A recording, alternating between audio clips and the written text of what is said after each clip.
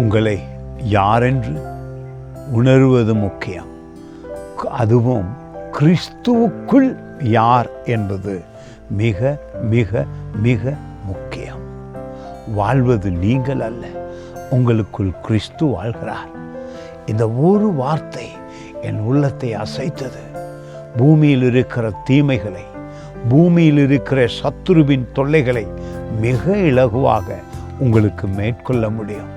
காரணம், கிறிஸ்துவின் சரீரத்துக்குள்ளே இப்பொழுது இருக்கிறீர்கள்.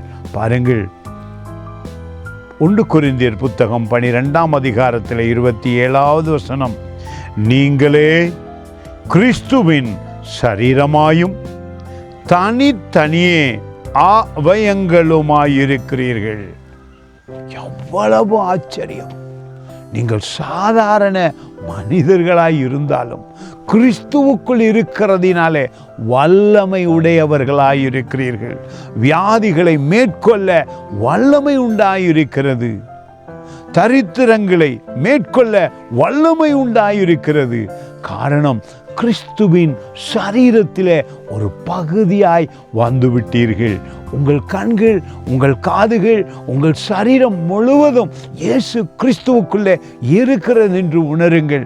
அவருக்கும் உங்களுக்கும் உள்ள அந்த உறவுதான் பூமியிலே சத்துருவை அதிகமாய் மேற்கொள்ள உதவுகிறது. உங்கள் உறவான கிறிஸ்துவுக்குள் இருக்கிறதினாலே உங்களுடைய ஆழமான அந்த உறவு பிசாசை நடுங்க வைக்கிறது.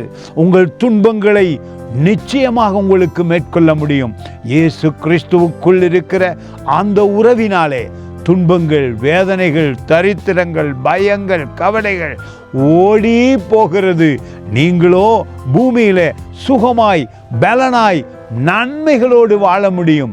அதுதான் அவருடைய சரீரத்திலே உறவாய் இருக்கிறீர்கள்.